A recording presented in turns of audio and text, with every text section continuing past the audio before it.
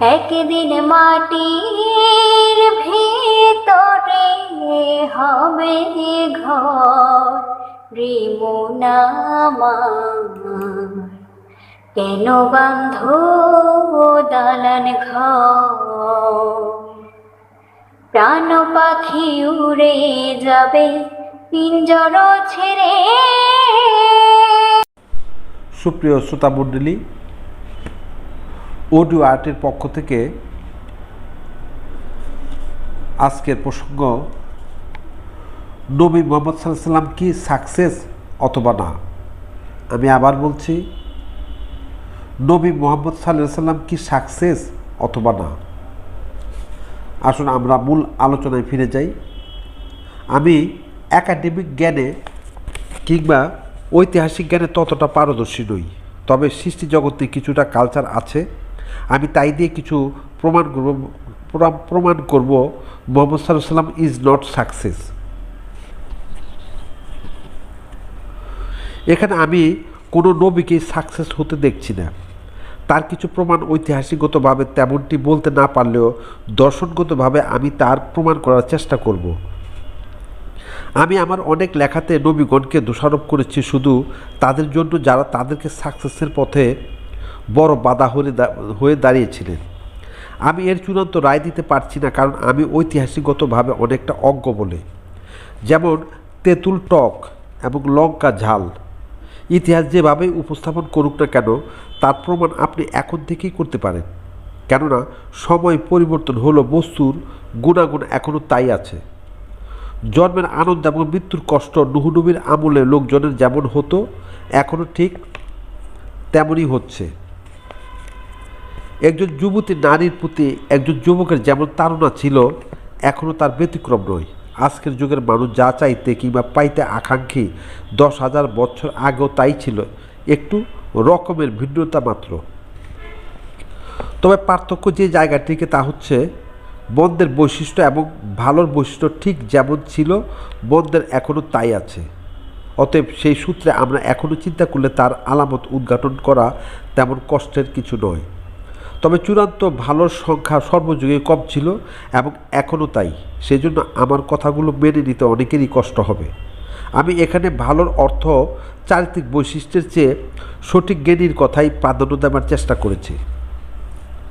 আমি মূল আলোচনায় যাবার আগে জগতের দুটি ধারার কথা বলে নিচ্ছি। যেমন একটি মন্দ এবং অপরটি ভালো, তেমনি বুদ্ধি অজ্ঞান, চেতন অবচেতন, স্থায়ী অস্থায়ী, অবিনশ্বর নশ্বর, না বিশ্বাস বিশ্বাস, এই দুটি ধারাই জগতের বুকে বহমান।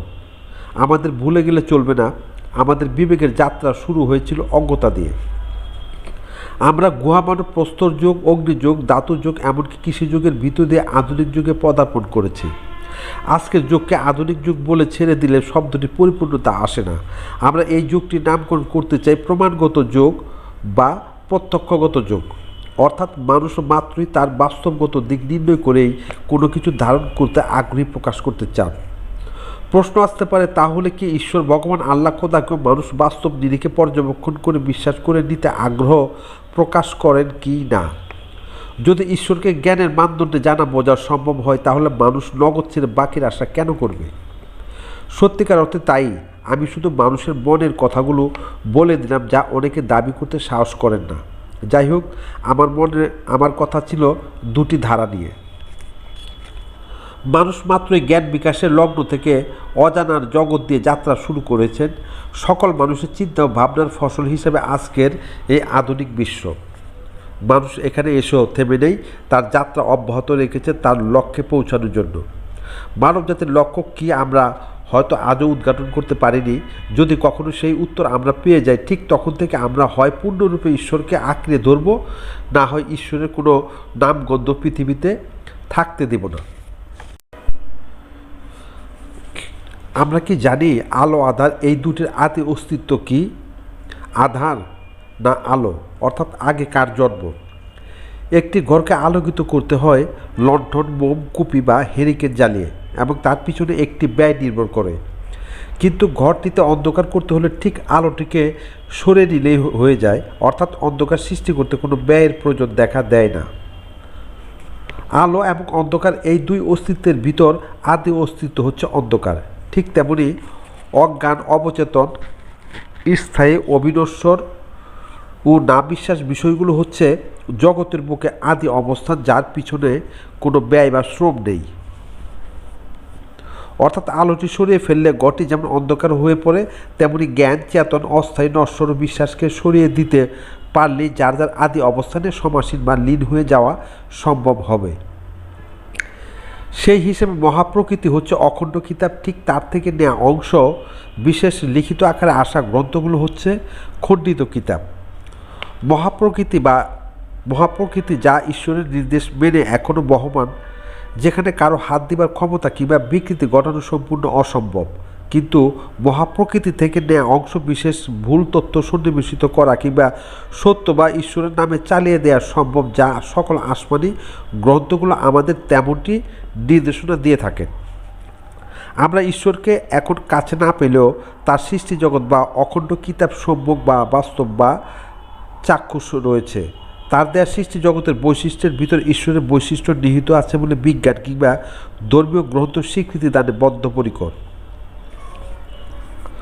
ধর্মীয় গ্রন্থে বলা হয়েছে, সৃষ্টি নিয়ে 1 ঘন্টা ধ্যান করলে 60 বছর বেরিয়া এবাদতের চেয়েও উত্তম।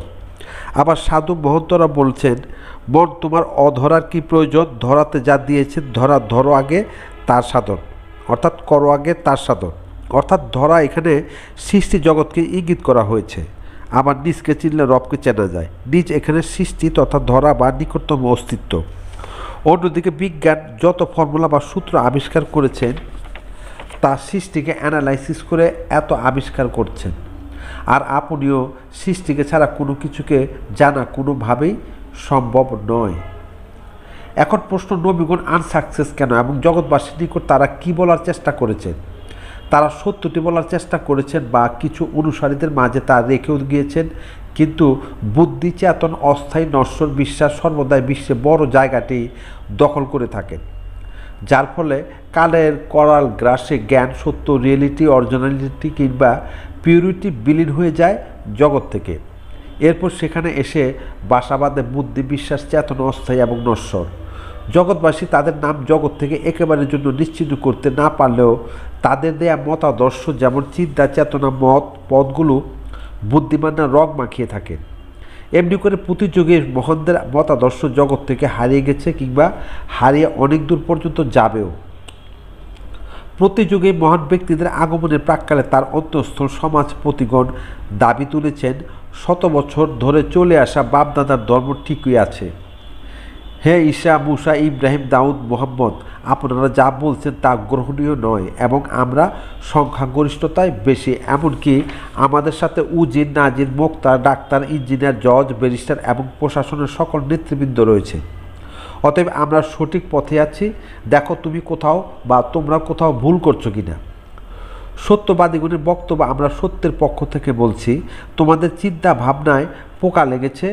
তোমরা আমাদের কথা মানলে দুনিয়া ও আখেরাতে উভয় মঙ্গল এবং জন্ম নেওয়া সার্থক হবে। ঠিক আমাদের ধারণায় নবীগণ তেমনটি বলার চেষ্টা করেছেন বলে মনে করছি, কিন্তু বিশ্ববাসী সেই দর্শনে নেই কিংবা ঈশ্বরের আদর্শ বিশ্বে এখনও কায়েম হয়নি বলেই আমরা দাবি জানাচ্ছি। যেমন বিশ্বে আজ যে নীতি প্রবাহমান তা কি রব গড়া বা প্রকৃতিগত, না মন গড়া বা মগজগত? এমনও তো হতে পারে মগজগত আদর্শগুলোকে ঈশ্বরের পক্ষ থেকে আগত কথাটির উপর জোর দিয়ে বরঞ্চ তারাই বলার চেষ্টা করেন, যা প্রমাণ করা সাধারণের পক্ষে অসম্ভব। তারা বড় করে দাবি তুলছেন, গুহামানব যুগে, প্রস্তর যুগে, অগ্নিযুগে কিংবা কিছু যুগে কোনো মানবের সাথে ঈশ্বরের সাক্ষাৎ প্রমাণ পাওয়া যায় না। আবার নবী যুগ শেষ তথা খাতেমান নাবিন হবার পরে বা আজকের আধুনিক যুগেও কোনো বৈজ্ঞানিক, সাহিত্যিক, দার্শনিক কিংবা কবিদের সাথে আল্লাহর চাক্ষুষ সাক্ষাৎ শোনা যায় না। তাহলে মধ্যযুগের কিছু ব্যক্তির সাথে ঈশ্বরের সাক্ষাৎ কথাটি বলার মাঝে অপ্রমাণযোগ্য একটি আদর্শ হাজার হাজার বছর ধরে বিশ্বাসী মানুষগুলো আগলিয়ে রাখার ফলে সত্য বা প্রকৃতিগত আদর্শ প্রতিষ্ঠিত করা কঠিন হয়ে পড়ছে। এখন ফলাফল হচ্ছে, জগতের মুখে ঈশ্বরের নামে প্রবহমান ধর্মগুলো যে প্রকৃতিগত নয় তা প্রমাণ করা কঠিন হয়ে পড়ে। কারণ সাম্রাজ্যবাদীগণ আজ বিশ্বটাকে নিয়ন্ত্রণ করছে তাদের আলোকে। প্রতিযুগে সাম্রাজ্যবাদীগণ তারা একটি বড় জায়গা দখল দখলে নিয়ে থাকেন, আজও এর ব্যতিক্রম নয়। নেটোমুক্ত দেশগুলো তাদের বিরুদ্ধে জীবন পরিচালনার জন্য যত রকম দিকদর্শন দিন না কেন, তাদের স্বার্থের ব্যাঘাত ঘটবে এমন সুযোগ তারা দেবেন না। সে ঈশ্বরময় কথা হোক কিংবা প্রকৃতিময় কথা হোক, তাদের হাতে বিশ্বের শাসনভার চলে গেছে। তাই এখন এককভাবে নিজেকে উদ্ধার করা ছাড়া সার্বজনীনতা সম্ভব নয়।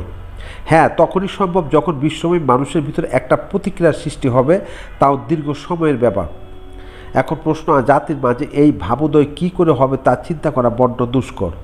তবে একটি কাল অতিক্রম হতে চলেছে, তা হচ্ছে বিশ্বাস নামক জগৎ থেকে মানবজাতি ক্রমান্বয়ে বেড়ে আসতে শুরু করেছে। আর এর অবদান স্বরূপ প্রথমেই বলবো টাইম ফ্যাক্টর, যা সময়ই বলে দেন কখন কি করা উচিত। দ্বিতীয়ত বিজ্ঞান, ও তৃতীয় মানুষের চিন্তা করার ক্ষমতা বা যোগ্যতা। মানুষ তার জীবন চলার পর্বগুলোকে অনেক দূর সাজিয়েছেন। বাকি সকলের সুষ্ঠু অধিকার আদায়ের ব্যবহার, তাহলে মানুষ জীবন জগতের জন্য যথেষ্ট ভালো থাকতে পারে। কিন্তু মানবজাতির কিছু মৌলিক জিজ্ঞাসার জবাব যতক্ষণ সুস্পষ্ট আকারে না আসছে, ততক্ষণ মানবজাতির নিকট ধর্মীয় গ্রন্থ, নবী, রাসূল কিংবা ঈশ্বর নামক বিষয়গুলো ঘনীভূত আকারে মানুষের অন্তরে থেকেই যাবে। এখন প্রশ্ন, তা কি হলফ করে কোনো দিনের জন্য তার উত্তরগুলো মানবজাতির নিকট পৌঁছাবে কি না মরার ভিতর দিয়ে উত্তরগুলো জানতে হবে। মানুষ মাত্রই তার জন্ম ইতিহাস জানতে চান। কোত্থেকে আমাদের যাত্রা শুরু হয়েছে, কেন শুরু হয়েছিল, এই শুরুর পিছনে কেউ কি আছেন এবং মরার পর কি হবে। আমরা হয়তো মনে করি এই জিজ্ঞাসাগুলো শুধু নবীদের না, এসব মানুষের জ্ঞান বিকাশের পর থেকে ভাবতে শুরু করেছে বলে বলা চলে। আর এইসব মৌলিক জিজ্ঞাসাগুলো ঘিরেই জগতের মুখে নবী রাসূলদের আনাগোনা হয়েছে, কিংবা মানবজাতি তাদের ঘিরেই একটা সময় সব কিছু করতে। আমাদের এই পৃথিবী পরিচালনার জন্য প্রতিটি সেক্টর বা পদগুলো অলরেডি দখল হয়ে আছে। যেমন জাতিসংঘের মহাসচিব, প্রেসিডেন্ট, প্রধানমন্ত্রী, সেনাপ্রধান, প্রধান বিচারপতি, সারা বিশ্বের সব পদগুলো ফিল আপ হয়ে আছে। আজকের দিনগুলিতেও যদি নবী রাসূলদের আগমন অব্যাহত থাকতো, তাহলে ওনাদের পদটি থাকতো কি, অর্থাৎ জাতিসংঘের মহাসচিবের উপর দিয়ে না নিচ দিয়ে। আমরা জানি নবীগণ আসতেন প্রথমে একটি পরিবারে, আস্তে আস্তে সমাজের কিছু লোক, তারপর সমাজ, জেলা, সেই ভূখণ্ড বা দেশব্যাপী জানাজানি হয়ে থাকে, তাও নানা জবাবদিহিতার ভিতর দিয়ে। কেননা কেউ নবী দাবি করার সাথে সাথে তার পূর্বতন অনুসারী কিংবা সমাজধারীদের রোষানলে পড়তে হতো সকল নবীদের বেলায়।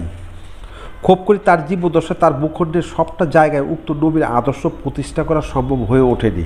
সেখানে মহাদেশ পর্যন্ত পৌঁছানো দীর্ঘ সময়ের ব্যাপার। আবার মহাদেশব্যাপী ধর্মপ্রচারের ক্ষেত্রে অনেক বাকবিতণ্ডার পর, জাতিসংঘ থেকে স্বীকৃতি পাওয়ার পরেই সেই ধর্মের গ্রহণযোগ্যতা আসতে পারে। সেখানে আবার পূর্বতন নবীর অনুসারীদের পক্ষে বিপক্ষে লোক থাকবেই। যাই হোক, বর্তমানে নবী আসলে পরে তার মৌলিক কাজটি কী হবে? কারণ আমরা জানি সকল কাজের যোগ্যতারই সত্তা তার পদে পর্যাপ্ত রয়েছে।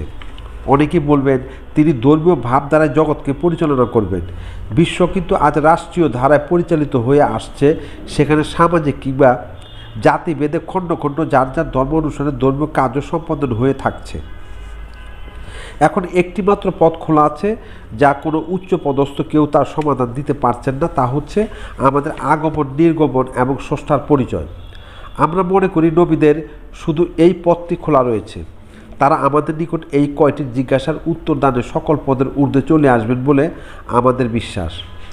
তা আমাদের জন্য অত্যাবশ্যকীয় বিষয়।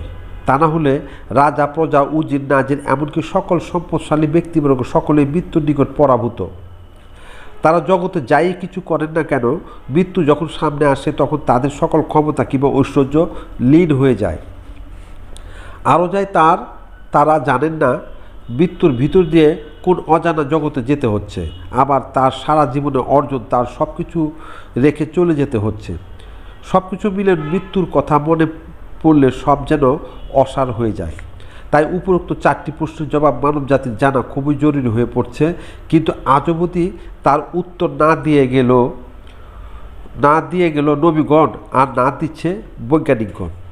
বিজ্ঞান এখানে আজ অবধি এই জায়গাটিতে হাত দেননি বলে আমরা দেখে আসছি। কিন্তু নবীগণ যতটুকু দিয়েছেন তাতে মানবজাতি পরিপূর্ণতায় আসতে পারেননি। তারাও বলার চেষ্টা করেছেন, মরলে পরে দেখা যাবে।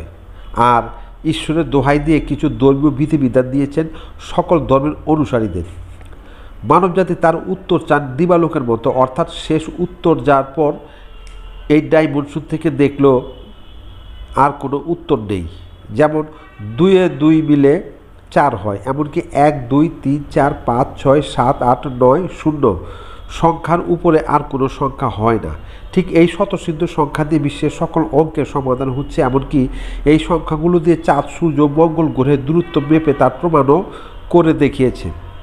ঠিক এমনি করে মানবজাতির আগমন, নির্গমন কিংবা ঈশ্বরের পরিচয় আমাদের সম্মুখে তুলে আনতে হবে। মানবজাতির এই অজানা জিজ্ঞাসার উত্তর নিয়ে জগৎ রাজনীতি কম হয়নি, কিংবা এখনও হচ্ছে। হয়তো অনেকে বলবেন এই উত্তর মানবজাতি জেনে গেলে তার জীবন পরিচালনা করার ভারসাম্য হারিয়ে ফেলবেন। এমনই উত্তরকে আমরা মেনে নিতে পারি না, কেননা এখন উত্তর আমাদের জীবনে সঠিক কর্ম করতে শিখাবে, যা বিশ্বের শান্তি প্রতিষ্ঠিত হবে বলে বিশ্বাস, এমনকি মানবজাতি প্রকৃতভাবে জীবনকে উপভোগ করতে সক্ষম হবেন। তা না হলে জীবন যে সবার অর্থহীন হয়ে দাঁড়ায়। এখন প্রশ্ন, এসব প্রশ্নের উত্তর কি মানবজাতি আবিষ্কার করতে সক্ষম হবেন? আমরা মনে করি তার বিশদ উত্তর আমাদের নিকট গচ্ছিত রয়েছে, যা দর্শন, বিজ্ঞান, লজিক কিংবা বাস্তবগত। কিন্তু কে শুনবে কার কথা? কেননা মানবজাতি খায়েশের বশবর্তী হয়ে জীবনকে এগিয়ে নিতে চান, বরঞ্চ মানুষের সৃষ্টি দেখিয়ে একজন স্রষ্টার আবিষ্কার করেছেন। মানুষ এই স্রষ্টাকে বাঁচিয়ে রাখতে বদ্ধপরিকর। আসমানে একজন স্রষ্টা আছেন যিনি সব দেখেন এবং শোনেন, যার অর্থ সামিউন বাসির। তিনি কাল কিয়ামতে আমাদের ভালো মন্দের বিচার করবেন এবং পাপীরা যাবে জাহান্নামে আর নেকিরা যাবে জান্নাতে। কিন্তু যিনি সর্বশক্তিমান, তার বিচার মরার পর কিংবা কোটি কোটি বছর অপেক্ষার ভিতর দিয়ে দিবেন। সেখানে ঈশ্বর সর্বশক্তিমান গুণটির যথার্থতা প্রকাশ পায় না। তিনি এখনই এবং সকল মুহূর্তে তার বিচার করে চলেছেন, এটা মানুষ বুঝতে পারেন না। হ্যাঁ, তারও বিশেষ কারণ রয়েছে। যেমন আপনাকে যদি পরকাল দেখে আনা হয়, তখন জগতে এসে আপনি বর্তমান যা করছেন তা নিশ্চয়ই করবেন না, কারণ আপনি একটি সত্য দেখে ফেলেছেন। তাই জগতে আর 10টি মানুষের মতো আপনি চলতে পারেন না। কথায় বলে, দিন না থাকলে রাত চেনা যায় না, তেমনি মন্দ না থাকলে ভালো কিংবা দুঃখ না থাকলে সুখ অনুভব করতেন কিসে? তাই জীবনও চিনতে হলে আপনাকে মরণ জানতে হবে। বলবেন তাহলে মরে নেই, তারপর জীবনকে চিনবনি। আপনাকে ক্ষুদ্র পরিসরের সুখ দুঃখ, ভালো মন্দ, সুন্দর অসুন্দর, সুখ দিয়ে বোঝানোর চেষ্টা করানো হয়েছিল। এখন বৃহৎ আকার জীবনটি বোঝার জন্য সেগুলো কিছু সিমটম মাত্র। জীবনকে সাজানোর তাগিদে ছোট পরিসরে জোড়ায় জোড়ায় উপমা রাখা হয়েছে। আপনি এখান থেকে ছোট পরিসরে মৃত্যুর সম্মুখীন হতে শিখতে হয়, ঠিক ততটাই আপনি জন্মের স্বাদ গ্রহণ করতে পারলেন। যে জীবনে মৃত্যু দেখলেন না, সেই জীবন প্রদীপ নিভে গেলে মৃত্যু না হয় দেখলেন, তখন আপনি জীবন পাবেন কোথায়? তাই জীবন থাকতে জীবনকে উপভোগ করতে না পারলে সার্বিক মৃত্যু ঘটার পর দেখতে চাওয়া একরকম বোকার স্বর্গে বাস করার শামিল। নবীগণ আমার বক্তব্যকে সমর্থন করে হয়তো তেমন কিছু বোঝানোর চেষ্টা করেছেন। সেখানে বিষয়টি আরেক অর্থে নিয়ে বুঝে থাকার কারণেই স্বর্গ নরকের উপমা তুলে এনেছেন, যা দৈহিক মৃত্যুর পর ঘটবে না, তা এখানেই এবং এই জীবদ্দশায় ঘটানো সম্ভব। আল কোরআনের একটি উদ্ধৃতি এখানে টেনে আনতে হচ্ছে, যেমন ইহকালে যে অন্ধ রহিল, পরকালে সে অন্ধ হয়ে উঠবে। অতএব আপনাকে ইহকালেই চোখ খুলে নিতে হবে,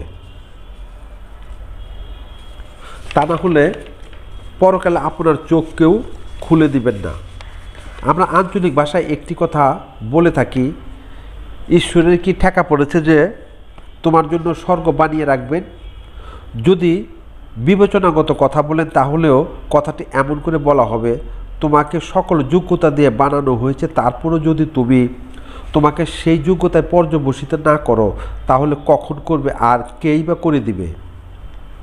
ওই যে যত দোষ নন্দ ঘোষ, অর্থাৎ ঈশ্বর আসমানে আছেন এমন ধারণা করার ভিতর মানুষ মূল্যে স্বর্গ নরক পাবে, এই আশায় নিজের যোগ্যতা কিংবা ক্ষমতার দিকে না তাকিয়ে তারা জগতের মোহে পুরিয়া স্থূল জগতে সাম্রাজ্য সাজাচ্ছেন আর মনে মনে ভাবছেন, বা ইহকালেও স্বর্গ পেলাম, আবার পরকালেও পাবো। হ্যাঁ, আপনার সকল কড়াকড়ি সার্থক হতো যদি আপনি সঙ্গে নিয়ে যেতে পারতেন। কিন্তু না, আপনার সকল কর্মগুলো এই পার্থিব জগতেই রেখে যেতে হয়, কিন্তু যা নিয়ে যেতে পারবেন আপনি তা বোঝেননি। আপনি শুধু আপনাকে নিয়ে যেতে পারেন, তাই নিজেকে সেই আলোকে সাজাতে হয়। মানুষ মাত্রই ইহকাল এবং পরকালের স্বর্গ পাবার জন্য বিভোর থাকেন, কিন্তু নিজেকে স্বর্গীয়ময় করে তোলাই হবে উত্তম কাজ। তাহলে আপনাকে জন্মও ছুঁতে পারবেন না, সেই ইহকালই হোক আর পরকালই হোক। আমরা মানব জাতির জন্য এটাই ছিল সুবর্ণ সুযোগ, তাই তারা বোঝেন, তারাই হয়তো নিঃশ্বাসের সাথে বলে থাকেন মানব জন্মটি বড্ড দুর্লভ। আবার অনেকে মজার ছিল বলে থাকেন আর হবে না মানব জন্ম, ভাঙলে মাথা পাষাণে। মানুষ মাত্রই যে জন্মটি পেয়েছেন তা প্রমোশন করার বড্ড সুযোগ ছিল, যা অন্য প্রাণীগণ হয়তো আফসোস করে থাকেন। কিন্তু মানবজাতির সুযোগটিকে কাজে লাগাতে ব্যর্থ হয়ে পড়ছেন শুধু সঠিক পথ প্রদর্শনের অভাবে। বিশ্বের খুব কম সংখ্যক লোক এই সুযোগটিকে কাজে লাগাতে পেরেছেন, আর বাকি বিফলে পর্যবেসিত হচ্ছেন বলে ধারণা করছি। কেননা যোগ এবং কালের প্রবাহে বিশ্বের গোটা দিক এক ভিন্ন খাতে মন নিয়ে ফেলানো হয়েছে। তাই সত্য জগৎ থেকে হারাতে বসেছে ধর্মবিদ্যা, আদর্শ, সমাজ কিংবা রাষ্ট্রের প্রতিটা অবস্থান থেকে মৌলিকত্ব বিসর্জিত হয়েছে। আপনি কিংবা পরবর্তী জেনারেশন সেই সত্যের সম্মুখীন হতে প্রচুর বেগ পেতে হবে। ধর্ম কিংবা শিক্ষা ব্যবস্থায় সত্য বিসর্জিত হয়েছে, আর এর মূল কারণ অনেকটা বিজ্ঞানের চাকচিক্যতা। তারও মূল কারণ হচ্ছে প্রকৃতির শাসনভার হাতে নিয়েছেন বুদ্ধিদীপ্ত মানুষজাতি। কথা ছিল প্রকৃতির অনুসারী হয়ে আমরা পথ চলব। আজ বিশ্ব শাসন করছেন বুদ্ধিদীপ্ত মানুষজাতি, যাদের ভিতর প্রকৃতির স্বভাব শূন্য। জ্ঞানীগণ মনে করে থাকেন প্রকৃতি ঈশ্বরের স্বভাবে স্বভাবিত, কিন্তু মানবজাতি বুদ্ধিমান বলে ঈশ্বরের স্বভাবে অস্বীকৃতি জানান। ঠিক এমনি করে প্রতিযুগে মানব দ্বারা রচিত জীবন ব্যবস্থা কায়েম হয়ে থাকে, যার ফলে কোনো মহামানব দ্বারা সত্যের উকিঝুঁকি দিলেও তা আবার মানব রচিত আদর্শ দ্বারা বুলটিত হয়ে থাকে, যদিও দেখা যায় তাদের আদর্শই বহমান রয়েছে। তাই সকল নবী জগতের বুকে আনসাকসেস। ধন্যবাদ সবাইকে।